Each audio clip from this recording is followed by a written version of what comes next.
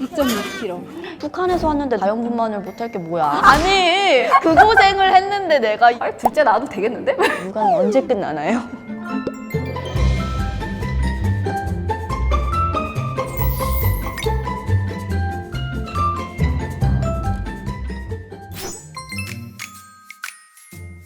와 신기하다.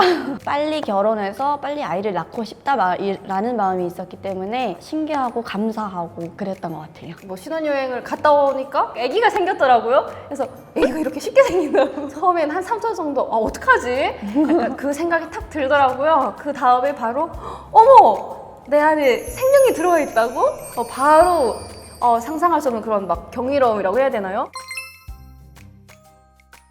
그때 이제 벌떡 일어나가지고 어디를 가는 거예요. 시댁을 가가지고 미역을 이따만하게 큰 한 봉지를 가지고 온 거예요. 그 미역을 가져와서 국을 끓여준 거예요. 침대에서 이렇게 벌떡 일어나더니 자기 엄마 된 거 축하해 하더라고요. 기존의 남편을 의지하는 거랑 아기를 가진 상태에서 남편을 의지하는 건 다른 차원인 것 같아요. 이게 되게 든든하고 정말 또 다른 차원의 그런 가족 공동체? 네, 그런 걸 경험한 것 같아요. 저는 무통 천국을 누렸기 때문에 이렇게 무통을 맞으면 이렇게 다리를 이렇게 내가 들 수 없을 정도로 감각이 없어요. 막 이렇게 만져도 그 느낌이 정도구나. 없고. 네, 그래서 저는 아기 낳기 한 1시간 전까지 깔깔깔깔 웃으며 있다가 빨리 무통을 끄고 아기 빨리 나와야 된다는 거예요. 나와라! 하고 힘을 팍 줬는데 진짜 애가 쑥 나오더라고요. 그래서 그 순간에 드는 생각이 둘째 낳아도 되겠는데? 저는 당연히 자연분만 해야지. 북한에서 왔는데 내가 자연분만을 못할 게 뭐야? 그럼 아니 그 고생을 했는데 내가 이거 하나 못할 게 뭐냐고 그 생각을 한 거예요. 당연히 자연분만을 하려고 이제 마음을 먹고 편하게 있었어요. 청진기를 다른 게 되는데 애가 심장이 아래서 뛴다는 거예요. 근데 막바지에 거꾸로 돈 거예요. 응급제왕 해야 된다고. 솔직히 나도 사람인지 총알은 피해서 왔지만 칼도 무서운 거예요. 딱 깨어나서 일어났는데 아픈 거예요. 너무 아픈 거예요. 수술한 데가 온몸이 아픈 거예요. 좀 무서웠지만 내가 출산 끝나고 났을 때는 내가 무사히 출산을 했구나. 아이가 무사히 하구나, 건강하구나. 바로 올라와서 1시간 만에 밥을 엄청 먹었어요. 배고파서. 저희 이제 몇 시간 지나서 이제 밥을 먹을 수 있대요. 배가 너무 고픈 거예요. 내가 이제 북한에서도 배고팠던 기억이 있지만 이 정도로 배가 고팠었나 싶을 정도로 진짜 몇 시간을 참고 이제 지나가지고 미음을 주는데 미음이 그렇게 맛있을 수가 없어서 진짜 너무 맛있는 거예요, 미음이. 3일 있다가 퇴원을 했어요. 해가지고 집에 와서 첫날은 시어머니께서 저를 덜 봐주셨고 다음 날에 엄마가 와서 한 열흘 정도 같이 덜 봐주셨고요. 또 그 이후로 보름은 그 국가에서 어느 정도 지원이 되는 그 산후관리사 선생님을 모실 수가 있어서 25일 정도의 산후조리를 받은 다음에 그냥 혼자 했습니다. 죽을 맛이었어요. 근데 정말로 안 간 이유는 제일 먼저는 사실 돈이었어요. 한 2, 3주 있는데 한 3, 400? 돈이 좀 아깝기도 하더라고요. 두 번째는 코로나 상황이라 엄마도 아기를 보는 시간을 제한을 둘 때였거든요. 그래서 그럴 거면 안 가겠다. 근데 저는 조리원을 갔어요. 가니까 이제 내가 쉴 곳이 있고 아기가 따로 이제 케어되니까 좋긴 좋아요. 이제 밤마다 또 유축을 해가지고 놓고 이러니까 솔직히 내가 조리원에서 가서 쉬고 싶지만 쉬는 시간이 솔직히 없는 거예요. 근데 이제 그나마 너무 좋았던 거는 밥을 꼬박꼬박 주잖아요. 빨래도 해주고 혼자 있지 않는다는 거. 혼자 단둘이 있었다면은 내가 이 아이를 혹시 다치게 하지 않을까? 내가 어떻게 잘 볼 수 있을까? 이런 생각이 들지 불안하잖아요. 근데 그런 과정을 조리원을 통해서 좀 잘 넘길 수 있었던 것 같아요.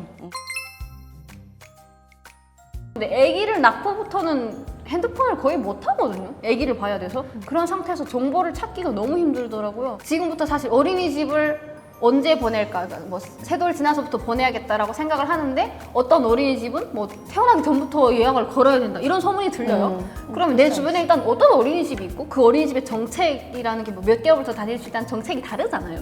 그래서 그런 것들도 모르고 어린이집이 몇 개나 있는지 내 주변에 다니려면 교통은 어떻게 해야 되는지 이거를 내가 다 찾아보기가 힘들더라고요. 정기적으로 이렇게 서식을 받을 수 있으면 정보를 좀 얻고 싶어요, 많이. 아이를 데리고 이제 외출을 하면 다 돈이에요. 솔직히 말해서 키즈 카페를 돈이고 맞아요. 어디 뭐 박물관을 가도 돈이고 그 돈도 무시 못 하거든요. 그러니까 부모가 부담 없이 아이를 편하게 놀 수 있는 그 뭔가가 좀 있었으면 좋겠다라는 생각이 들어요. 아, 이건 어머! 제가 임신했을 때 사진이에요. 언니 젊어 보여요. 죄송해요. 이때는 젊었어요. 이때 24이었어요. 그니까 12주차 때 제가 그 웨딩 스튜디오 촬영을 스튜디오 해서 촬영. 네 그때 아, 1cm도 안 되는 게 있다고. 콩알보다도 네. 나온 것 같아. 그래서 여기가 벌써 이쁘다. 벌써 이뻐. 다리예요. 그니까 머리가 크더라고. 어떡해. 2.6kg. 2.6kg. 너무 이쁘지 않아요? 너무 귀여워. 제왕절개 했더니 엄청 깨끗하게 튀어나왔더라고. 그러니까 웃는 것 봐. 베네치 타는 것 봐. 이렇게 오마이 하는 거 좋아요. 많이 말 걸어줘. 내가 낳았지만 요즘 잘생겼다. 내가 저런 아이를 낳았어. 신생아를 키워본 게 또 몇 년 전이니까 또 새롭고 신기하고 너무 귀여워요. 아 나도 5년 뒤에는 이 정도 되겠구나. 너무 아, 멋있어요. 그럼요. 막 너무 부러워요. 더 멋있을 거예요. 너무 부러워. 낮잠 자는 시간이 엄청 줄어들면서 다 깨어 있어서 한 순간도 눈을 띄울 수가 없는데 다칠까봐. 아 이게 또 생리 현상이 있으니까 어떻게 화장실을 가는지. 그래서 저는 막 안고 갔었는데 이게 현타가 오더라고요. 저는 화장실을 혼자 간 적이 없어요. 집에서는 그래도 그나마 애를 바닥에 놓고 이제 갈 수 있어요. 그러면은 애가 문을 열라 그래요. 아 그래요? 그리고 외출하면 애기를 이제 애기띠 해가지고 요즘 힙시트 나오는 애기띠 있잖아요. 그래서 그 애기띠를 하고 이제 안고 이제 볼일을 보는 거예요. 근데 그게 길게 가는 일이 아니에요. 길게 가는 일이 아니니까 그거를 조금만 엄마가 참아야 돼요. 육아에 있어서 시기를 놓치지 않는 게 제일 중요하잖아요. 그래서 그 시기마다 엄마가 챙겨야 될 것들 앞으로. 아이를 잘 챙겨야 되는 건 맞지만 그렇게만 하다 보면 내가 아파요. 근데 그렇게 많이 주는 것도 좋지만 많이 안 준다고 해서 나쁘진 않아요. 그러니까 아이가 성장하는 데는 문제가 안 생기니까 손을 써야 되는 시기예요. 그러면 이제 연필 크레용을 지어줘서 이제 같이 그림을 그려본다던가 아니면 지금 이제 기는 시기잖아요. 기는 시기니까 이제 좀 굴러가는 장난감 같은 거 해서 이제 아이가 호기심 갈 수 있게 이제 귀여울 수 있게 이제 도와준다거나 그런 거 너무 걱정하지 않고 내가 할 수 있는 만큼만. 저 궁금증이 약간 이제 지금은 어린이집가니까 4시 반에 끝나요. 근데 초등학교 가면은 1학년 때는 한 12시쯤에 이제 애들 밥 먹으면 끝난단 말이에요. 그런 거 보면은 이제 육아의 계속 연장선이잖아요. 이제 중학교 가면은 뭐 당연히 엄마 안 찾겠지만 그렇다고 해서 애를 안 챙길 수는 없는 그런 건 아니죠. 그래서 저보다 선배인 분들한테 다 키우신 분들한테 육아는 언제 끝나나요?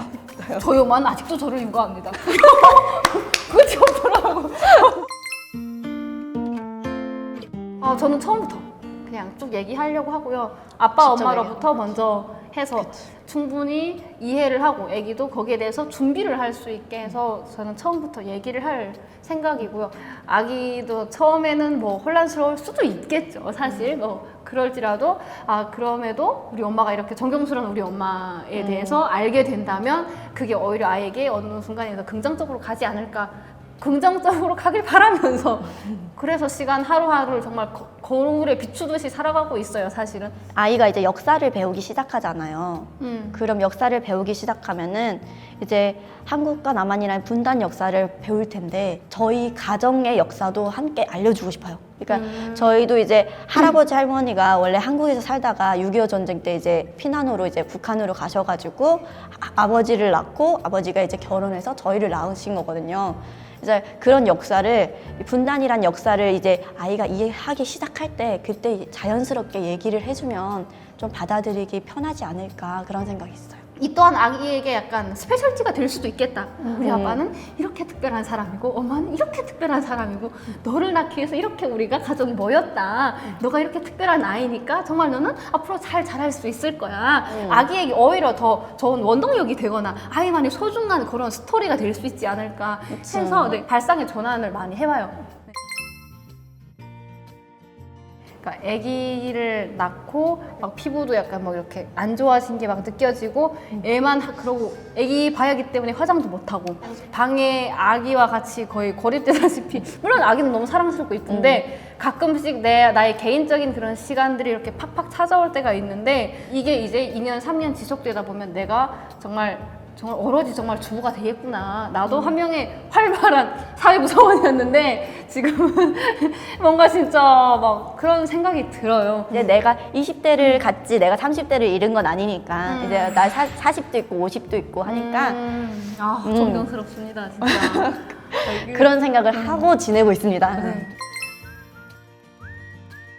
다른 사람들한테 친절하되 나를 너무 숙이지 말고 항상 건강하고 이제 당당하게 그러니까 도전 정신이 있었으면 좋겠어요. 제일 먼저 좀 정직하고 그럼으로써 좀 밝은 아이, 정직한 것이 그 사람의 힘이 될 수 있게 그렇게 정직하고 힘 있는 아이가 됐으면 좋겠다는 바람이 있습니다. 대한민국 모든 엄마들 화이팅!